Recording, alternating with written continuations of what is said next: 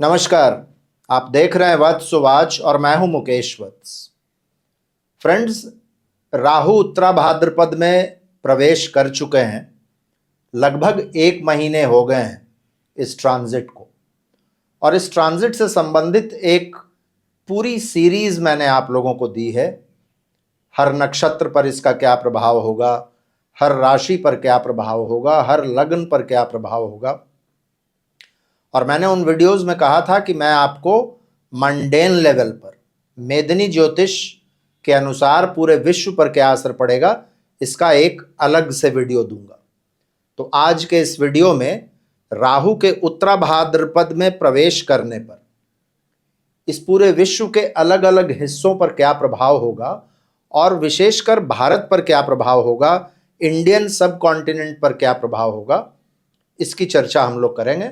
छोटा सा वीडियो है, अंतिम तक अवश्य देखिएगा। मेरे कंटेंट यदि आपको अच्छे लगते हैं तो मेरे चैनल को सब्सक्राइब कर लीजिएगा, बगल के बेल आइकन को दबा लीजिएगा।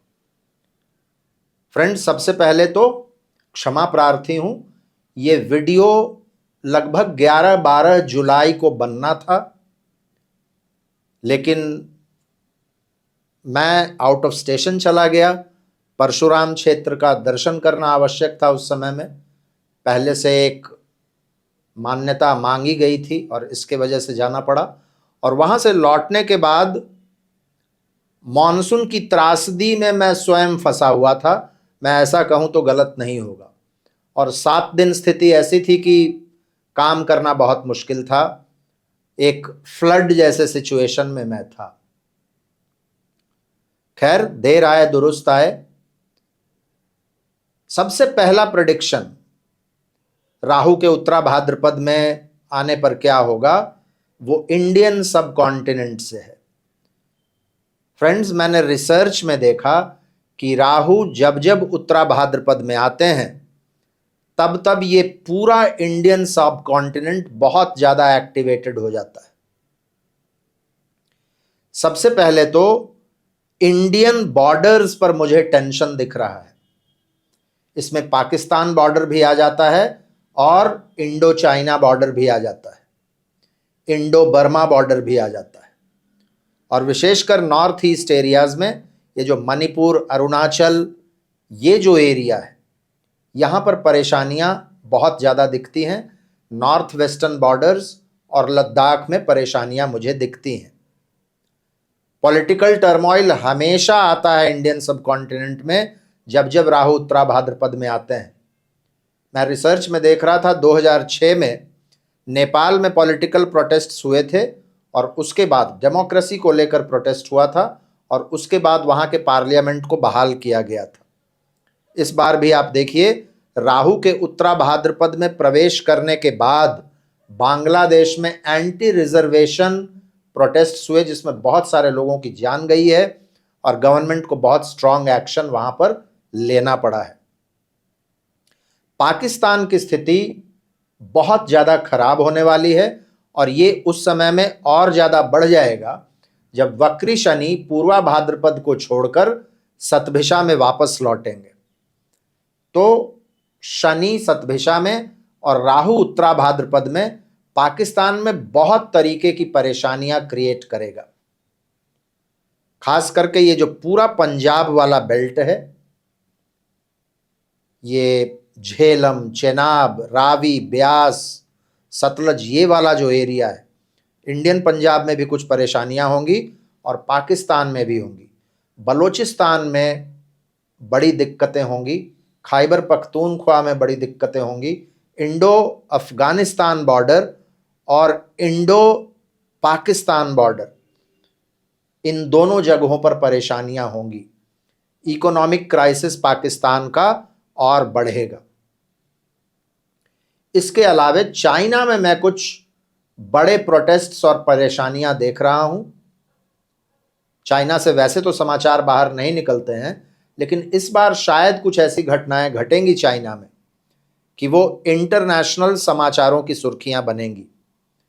मैं हांगकांग में भी परेशानी देख रहा हूं।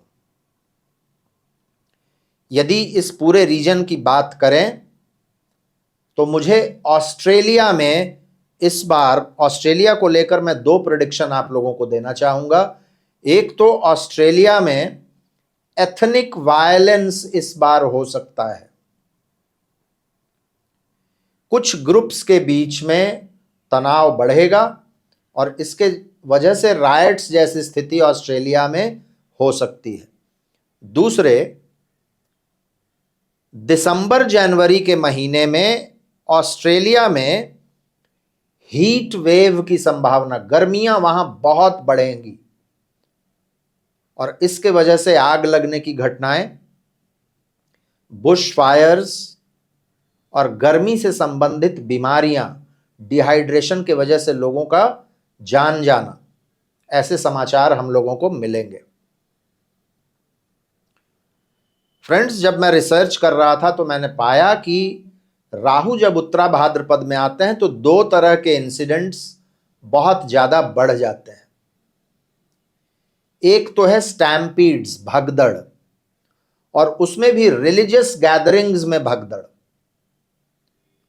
आप जब देखिएगा तो 12 जनवरी 2006 का इतिहास यदि आप निकाल कर देखिएगा तो उस समय में सऊदी अरेबिया में मीना एक स्थान है, वहां हज यात्रियों के बीच में एक भगदड़ मच गया था जिसमें 350 से ज्यादा लोगों के प्राण गए थे। ये वहां के गवर्नमेंट का ऑफिशियल फिगर था, लेकिन कहा जाता है कि उस घटना में हजारों लोग मरे थे। मैनिला, फिलीपींस में भगदड़ मचा था, उसमें भी कई लोगों की जान गई थी। इस बार भी आप देखिए, राहु उत्तरा भाद्रपद में प्रवेश करने को ही थे कि इस वर्ष भी सऊदी अरेबिया में भगदड़ हुआ है और कुछ लोगों का जान गया। उसमें शायद कुछ भारत के भी तीर्थयात्री थे। और उतना दूर क्यों जाना, आप उत्तर प्रदेश की बात कर लीजिए।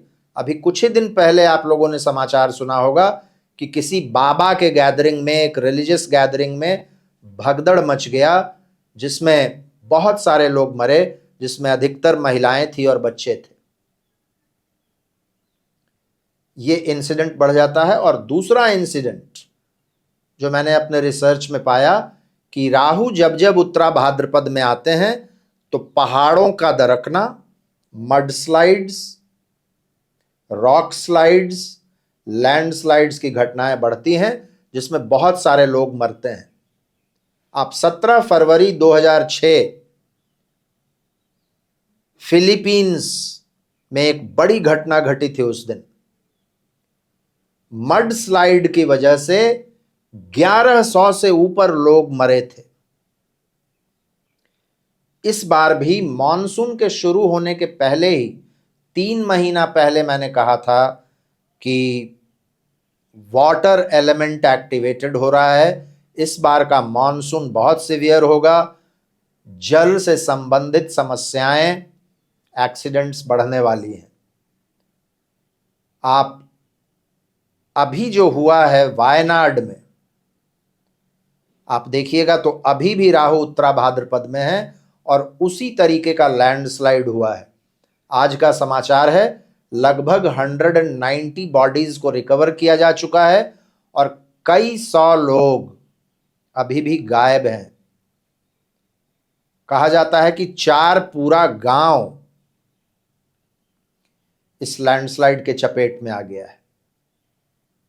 इसके अलावे फ्रेंड्स, आप यदि नॉर्थ अमेरिका में रहते हैं, Guatemala, Honduras, Panama, Mexico, United states of America, Canada, तो इन जगहों के लिए मैंने ऑलरेडी राहु के उत्तरा भाद्रपद में आने पर क्या क्या होगा एक अलग से वीडियो दिया है।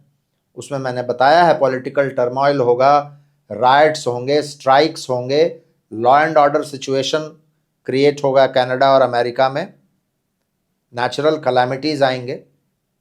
वो वीडियो अभी कुछ दिन पहले मैंने दिया था। आप यदि उत्तर अमेरिका में रहते हैं तो उसको देख सकते हैं। इसके अलावे फ्रेंड्स, अर्थक्वेक में मेडिटेरेनियन रीजन, खास करके ग्रीस के अगल बगल का एरिया, एजियन सी वगैरह का जो एरिया है, वो एरिया बहुत हॉट दिखता है। अफ्रीकन कॉन्टिनेंट में बड़े भूकंप आने की संभावनाएं हैं और राहु के उत्तरा भाद्रपद में आने पर 2 भूकंप ऑलरेडी हो भी चुके हैं अफ्रीका में। एक तो रिक्टर स्केल पर 6 से ज्यादा इंटेंसिटी का था और एक समुद्र के बीच में शायद मडागास्कर के आसपास आया था। तंजानिया, कॉन्गो, केनिया, ये सब जो एरिया है ईस्टर्न और सेंट्रल अफ्रीका में भूकंप की त्रासदी आ सकती है। इंडोनेशिया और साउथ ईस्ट एशिया, यहां पर भूकंप आ सकते हैं। न्यूजीलैंड के आसपास कोई बड़ा भूकंप आ सकता है और भूकंप के बाद जो ये सुनामी वगैरह होता है, इन चीज़ों से भी लोगों को परेशानी होगी। ईरान का न्यूक्लियर प्रोग्राम फिर से आप देखिएगा चर्चा में रहेगा अगले 6-7 महीनों तक। ऐसा समाचार मिल सकता है कि ईरान ने न्यूक्लियर एनरिचमेंट में कुछ बड़ा मुकाम हासिल किया है या फिर उसने एटम बॉम्ब बना लिया है, या फिर ऐसा भी हो सकता है, आप देखिए तो अमेरिका में प्रेसिडेंट बदलेंगे और फिर से ईरानियन न्यूक्लियर प्रोग्राम समाचारों में आएगा। इजराइल या मिडिल ईस्ट के किसी किंग पर या इजराइल के प्राइम मिनिस्टर पर मैं जानलेवा हमला, असैसिनेशन का अटेम्प्ट देख रहा हूं, या फिर वहां के कोई बड़े मिनिस्टर या फंक्शनरी भी हो सकते हैं। राहु जब उत्तरा भाद्रपद में आते हैं तो इजराइल और लेबनान में परेशानियां होती ही हैं। 2006 में भी लेबनान के हिजबुल्लाह ने इजराइल के 2 सैनिकों को अगवा कर लिया था और फिर इजराइल ने लेबनान में घुसकर बहुत तबाही मचाई थी। अभी भी आप देखिए इजराइल और हिजबुल्लाह के बीच में एक जंग चल रहा है, एक वॉर चल रहा है। तो एक पैटर्न आपको दिखेगा। यूरोप में, खास करके वेस्टर्न यूरोप में, किसी बड़े ऑयल डिपो में बड़ा एक्सप्लोजन हो सकता है और इसके वजह से भी जान माल का नुकसान होगा। नॉर्थ ईस्टर्न यूरोप में, खास करके Estonia, Latvia, Lithuania, Belarus, Moldavia, Romania, Poland, इन क्षेत्रों में लोगों के प्रोटेस्ट सामने आ सकते हैं और पुलिस एक्शन हो सकता है। एयर क्रैश और एयर हाईजैक, हवाई जहाज को हाईजैक करने की घटनाएं इस बीच में हो सकती हैं। एयर क्रैश का तो शायद एक न्यूज़ ऑलरेडी आ भी चुका है, राहु के उत्तरा भाद्रपद में आने के बाद हुआ है, शायद नेपाल में ही हुआ है। एक प्लेन क्रैश कर गया और शायद 18-19 लोगों का प्राण भी उसमें गया है। किसी प्लेन को हाईजैक करने का प्रयास किया जाएगा, लेकिन मुझे जो दिखता है रिसर्च में, इस तरीके का प्लेन हाईजैक का प्रयास असफल रहेगा। प्लेन क्रैश कहाँ कहाँ हो सकते हैं? साउथ ईस्ट एशिया में हो सकते हैं, पाकिस्तान में हो सकता है, अज़रबैजान में हो सकता है, ब्लैक सी वाले एरिया में हो सकता है। ब्लैक सी वाले एरिया में तो वैसे भी आप रशिया यूक्रेन वॉर को यदि देखें तो उसी एरिया में लगभग चल रहा है। तो ये सब जो इंसिडेंट्स हैं फ्रेंड्स, ये मुझे अगले 7 महीनों तक, जब तक राहु उत्तरा भाद्रपद में है, तब तक इन इंसिडेंट्स के होने की संभावनाएं मुझे अपने रिसर्च में दिखती हैं। मुझे उम्मीद है आप लोगों को आज का यह वीडियो लॉजिकल लगा होगा। यदि यह वीडियो आप लोगों को पसंद आया हो तो इसको लाइक अवश्य कीजिएगा और भी मित्रों के साथ शेयर कीजिएगा। अपना प्यार, अपना आशीर्वाद इसी तरीके से मुझ पर बनाए रखिएगा। आज मैं अपनी वाणी को यहीं विराम देता हूँ। फिर से मुलाकात होगी अगले वीडियो में किसी और विषय के साथ। तब तक के लिए बहुत बहुत धन्यवाद। हर हर महादेव। भारत माता की जय।